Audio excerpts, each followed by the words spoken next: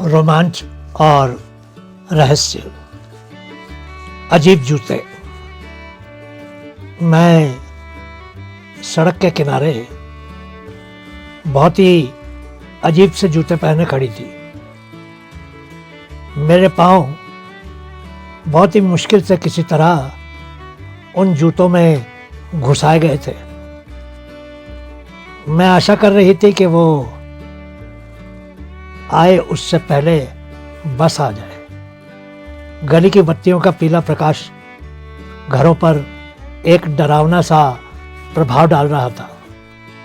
मेरे पाँव की उंगलियां जूतों के अंदर जम सी गई थी। सड़क बहुत ही ठंडी थी। पास से गुजरती कारों वाले लोग मुझे देख रहे थे, क्योंकि उस ठंड के मौसम में मैंने सिर्फ जीन्स और एक टी शर्ट पहने थे। दिसंबर के महीने में मैं बिना कोट के सड़क के किनारे खड़ी थी। मैं बार से बाहर आ गई थी। मेरा हैंडबैग भी मेरे पास था। उसके दोस्तों की कोई भी गर्लफ्रेंड मेरे साथ बाहर नहीं आई थी, इसलिए मैं लेडी टॉयलेट के सामने से गुजरी और फिर बार के पीछे के दरवाजे से चुपचाप बाहर आ गई थी। मैंने कार पार्किंग वाला इलाका पार किया और फिर दौड़ना शुरू कर दिया था। मैं जानती थी कि अगर वो मुझे उस जगह पर फिर से पकड़ लेता तो वो मुझे फिर से उसके दोस्तों के पास बार के अंदर ले जाता और मुझे 2-4 थप्पड़ मार देता। और फिर मैं जानती थी कि घर वापस पहुंचते ही मेरा और भी बुरा हाल होने वाला था। हील वाले उन जूतों में बर्फीले रास्ते पर दौड़ना बहुत ही खतरनाक था।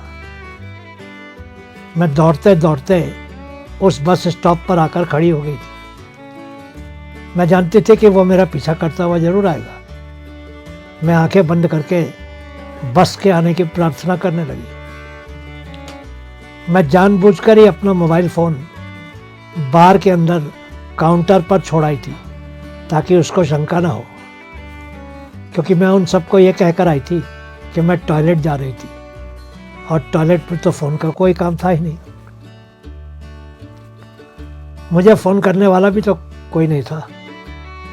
मुझे मेरे परिवार और उसके दोस्तों से मिलने की भी अनुमति नहीं थी। लेकिन बार से बाहर निकलते ही मैं दौड़ने लगी थी और बस स्टॉप पर पहुंच गई थी।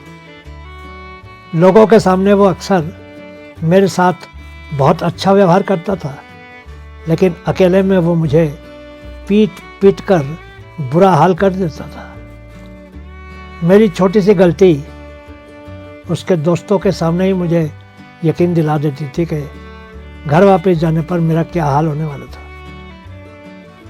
घर में तो अगर एक कप भी रसोई में किसी गलत जगह रख देती थी तो उसका थप्पड़ पड़ना लगभग जरूरी ही होता था।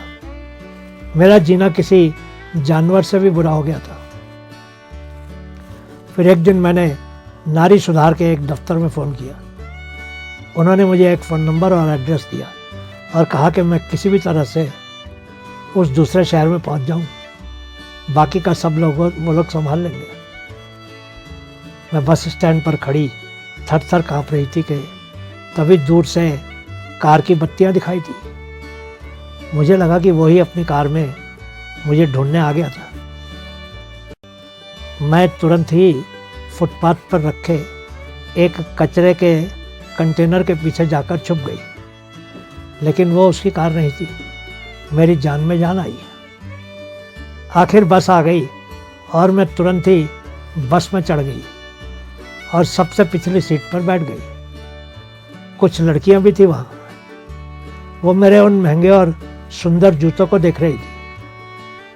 वो सब एक एक करके मेरे जूतों की प्रशंसा करने लगी, लेकिन मैं उनको क्या बताती कि वो जूते मेरा चोर और तस्कर पति किसी बड़े शोरूम से मेरे लिए चुरा कर लाया था और मुझे पहनने को मजबूर किया था। एक लड़की ने कहा आपके जूते तो बहुत ही महंगे हैं, काश मैं भी ऐसे ही जूते खरीद सकती।